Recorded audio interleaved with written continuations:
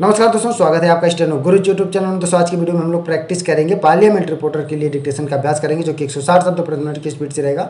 PDF इसका आपको मैं टेलीग्राम पर मिल जाएगा, लिंक वीडियो के डिस्क्रिप्शन में दिया गया है। वीडियो पसंद आए तो वीडियो को लाइक कर देना, चैनल पर पहली बार है तो सब्सक्राइब कर लेना, साथ में नोटिफिकेशन बेल ऑन रखना, जिससे इंपॉर्टेंट वीडियो आपसे मिस ना हो। तो ज़्यादा समय न लेते हुए चलिए शुरू करते हैं। Ready, start.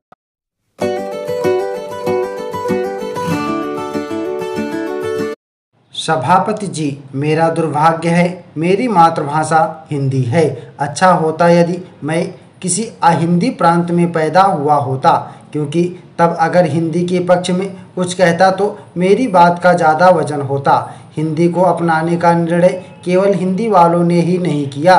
हिंदी की आवाज़ पहले अहिंदी प्रांतों से उठी। स्वामी दयानंद जी, महात्मा गांधी जी, बंगाल के नेता हिंदी भाषी नहीं थे।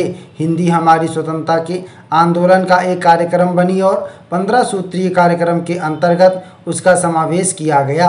हमारे संविधान का जो पहला मसौदा बना, उसमें अंग्रेजी के लिए 5 वर्ष की अवधि देने का तय किया गया था। हिंदी अंकों को अंतर्राष्ट्रीय अंकों का रूप दिया गया।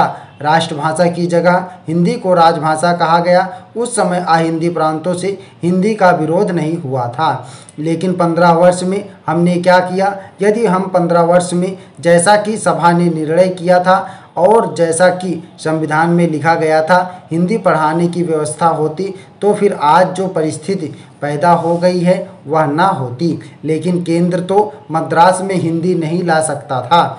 मद्रास की सरकार ने हिंदी को अनिवार्य नहीं किया। अनिवार्यता हटा ली गई।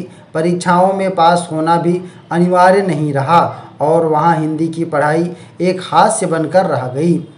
हमारे दक्षिण के 2 सदस्य बोले, उनका कहना है कि वे हिंदी के विरुद्ध नहीं हैं। दक्षिण के लोग हिंदी पढ़ रहे हैं। मैं चाहता हूं कि वे ईमानदारी से काम लें। कितने लोग हिंदी पढ़ रहे हैं और कितने लोग अंग्रेजी पढ़ रहे हैं? क्या यह सच नहीं है कि हर वर्ष अंग्रेजी पढ़कर निकलने वाले विद्यार्थियों की संख्या ज़्यादा है, हिंदी पढ़ने वाले लोगों की संख्या कम है? यह अनुपात हमेशा बना रहेगा। हम अपने को धोखे में ना रखें। मैं किसी भी अहिंदी प्रांत पर हिंदी लादने के विरुद्ध नहीं हूँ। मद्रास में जो कुछ हुआ है उसने हमें बड़ा व्यथित किया है। लोकतंत्र की स्थापना के 15 वर्ष बाद हम अपने देश की भाषा के विरोध में जलकर मर जाएं, इससे बढ़कर लज्जा की बात और कोई नहीं हो सकती। दुनिया वाले हम पर हंसते हैं, लेकिन जो जलकर मर गए, मैं उनकी भावना का आदर करना चाहता हूँ। यह बात अलग है कि वे हिंदी के विरोध में मर गए। सभापति जी, मद्रास में राजकाज हिंदी में नहीं चलेगा। मद्रास में शिक्षा हिंदी में नहीं चलेगी। कितने लोग केंद्रीय सेवाओं में आते हैं, ऐसे लोग भी जलकर मरे हैं जो अंग्रेजी नहीं जानते थे। उनके दिल में अंग्रेजी का प्रेम कहाँ से आया? आश्चर्य की बात यह है कि जो लोग जलकर मर गए, उनकी जेब से चिट्ठी निकली कि वे हिंदी के लादे जाने के विरुद्ध जलकर मर रहे हैं। सारा शरीर जल गया मगर चिट्ठी नहीं जली। वह चिट्ठी बाद में रखी गई थी। इस बात की भी जांच होनी चाहिए कि किसने लोगों को भड़काया और आत्महत्या के लिए प्रेरित किया। डीएमके के एक नेता मेरे साथ साउथ वियतनाम गए थे। वहाँ बौद्धों के जल मरने का दृश्य उन्होंने देखा। ताजुब नहीं है, वहाँ से प्रेरणा लेकर उन्होंने लोगों को, निर्दोष लोगों को आत्महत्या जैसे बर्बर काम के लिए प्रेरित किया हो। हम नहीं चाहते कि हिंदी किसी प्रांतीय भाषा की जगह ले। अंग्रेजी जब तक चलेगी तब तक तमिल का विकास नहीं होगा, बंगाल समृद्ध नहीं होगा। अंग्रेजी केवल हिंदी की दुश्मन नहीं है। अंग्रेजी हर एक भारतीय भाषा के विकास के मार्ग में, हमारी संस्कृति की उन्नति के मार्ग में रोड़ा है। मगर मेरा कहना ही पर्याप्त नहीं है।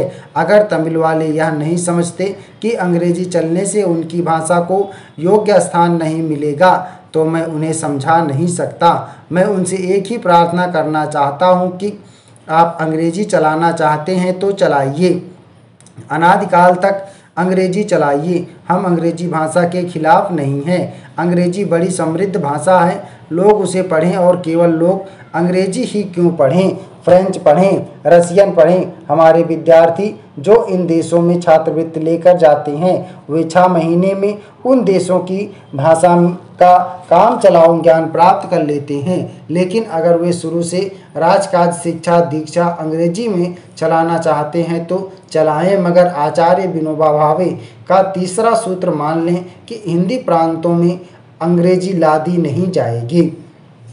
इस बात पर आंदोलन से साफ हो जानी चाहिए और मैं सरकार से कहता हूं, जो हिंदी वाले नहीं हैं उनको संतुष्ट करने के लिए जो भी कदम उठाना हो आप उठाइए, लेकिन परमात्मा के लिए हिंदी प्रांतों पर अंग्रेजी लदी रहे इस स्थिति को छोड़ दीजिए। महोदय, स्वरोजगार से जुड़े लोगों की एक बड़ी समस्या होती है उनकी मासिक आय में आय का अनियमित होना। कभी कभी तो काफ़ी अच्छी आमदनी होती है और कभी कभी परिवार का खर्च चलाना कठिन हो जाता है।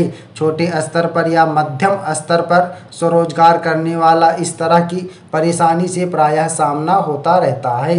उदाहरण के लिए शेयर बाजार से जुड़े लोगों की स्थिति पिछले 3 वर्षों से खराब चल रही है, जबकि इससे पूर्व शेयर दलालों, उप दलालों, मर्चेंट बैंकरों आदि को अच्छा काम मिल रहा था। इस तरह के रोजगार से जुड़े लोग हमेशा भविष्य का सही आकलन नहीं कर पाते हैं और इस कारण उनके लिए उस तरह की बचत योजनाओं में हिस्सा लेना कठिन हो जाता है जिसमें प्रत्येक माह एक निश्चित राशि जमा करनी होती है। स्वरोजगार करने वालों को एक ऐसी बचत योजना चाहिए जिसमें इस बात की स्वतंत्रता हो कि बचतकर्ता समयानुसार जितना संभव हो उतना ही निवेश कर सके। सार्वजनिक भविष्य निधि भारत सरकार के वित्त मंत्रालय के अधीन चलने वाले विभाग राष्ट्रीय बचत संगठन की ऐसी ही एक योजना है।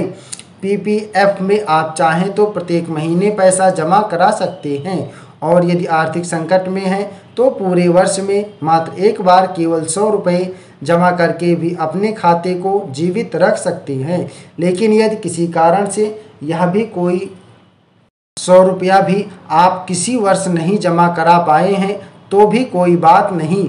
इस 15 वर्षीय बचत योजना में प्रति वर्ष न्यूनतम 100 रुपये की राशि के साथ 10 रुपये दंड के रूप में जमा कर आप अपना खाता जीवित रख सकते हैं। यदि यह भी नहीं करते हैं तो भी कोई बात नहीं, आपने जितना रुपया अपने खाते में जमा किया है उस पर ब्याज जोड़कर जो राशि बनती है 15 वर्ष पूरा होने पर वह आपको मिल जाएगी। पीपीएफ में रुपया जमा करने नहीं करने की स्वतंत्रता इसकी सबसे बड़ी विशेषता है। वर्ष में आप जब जब चाहें रुपया जमा करें, लेकिन एक वर्ष में आप अधिकतम 12 बार रुपया जमा कर सकते हैं। अर्थात आप चाहें तो प्रत्येक महीने एक बार जमा करें, लेकिन पूरे वर्ष में अधिकतम 12 बार जमा कर सकते हैं।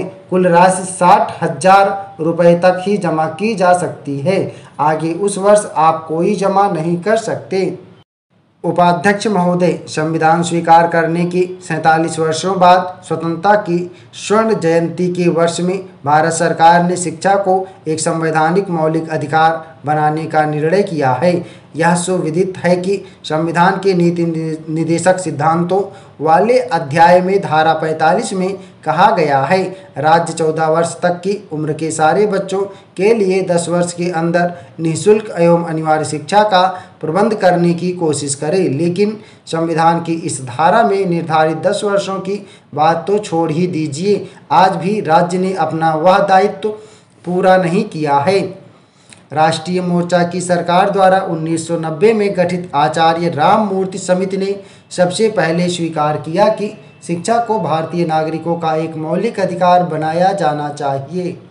इसने संविधान में संशोधन की सिफारिश की, पर उससे भी अधिक महत्वपूर्ण सिफारिश उसने यह की कि इस मौलिक अधिकार को हासिल करने के लिए समाज में जरूरी स्थितियां पैदा की जाएं। जब भारत ने बाल अधिकार के बारे में संयुक्त राष्ट्र संधि पर हस्ताक्षर किया तो उसने शिक्षा को अनिवार्य बनाने का दायित्व स्वीकार कर लिया। इसके बाद 1993 में उच्चतम न्यायालय की निर्णय आया। इसमें 14 वर्ष की उम्र तक प्राथमिक शिक्षा के अधिकार को एक मौलिक अधिकार माना गया। निर्णय में कहा गया कि 44 वर्ष धारा 45 में निर्धारित अवधि से भी अधिक समय बीत जाने से उसे धारा का निर्देश एक बाध्यकारी अधिकार में बदल गया। फिर भी संविधान लागू होने के बाद के सारे दशकों में सरकार शिक्षा की उपेक्षा करती रही। परिणामस्वरूप भारत में निरक्षरों की संख्या कुल जनसंख्या के 2/3 से भी ज़्यादा है। एक तरफ देश में निरक्षरों की संख्या इस तरह बढ़ती जा रही है, पर दूसरी तरफ 1968 और 1986 की शिक्षा नीति संबंधी रिपोर्टों में प्राथमिक शिक्षा को अनिवार्य बनाने की जरूरत अनुभव नहीं की गई। स्टॉप। दोस्तों आप लोग इसको प्रैक्टिस करिएगा। एक किताब के 160 शब्द प्रति मिनट की स्पीड से, जिसमें कामा यानी पंचुएशन भी शामिल है। उम्मीद करता हूं दोस्तों वीडियो आपको पसंद आया होगा, तो वीडियो को लाइक कर देना। पीडीएफ इसका आपको हमारे टेलीग्राम पर मिल जाएगा। टेलीग्राम का लिंक वीडियो के डिस्क्रिप्शन में दिया गया है। और अपना बहुमूल्य सुझाव हमें कमेंट बॉक्स में जरूर देना, ताकि आने वाली वीडियो में हम और बेहतर कर सकें।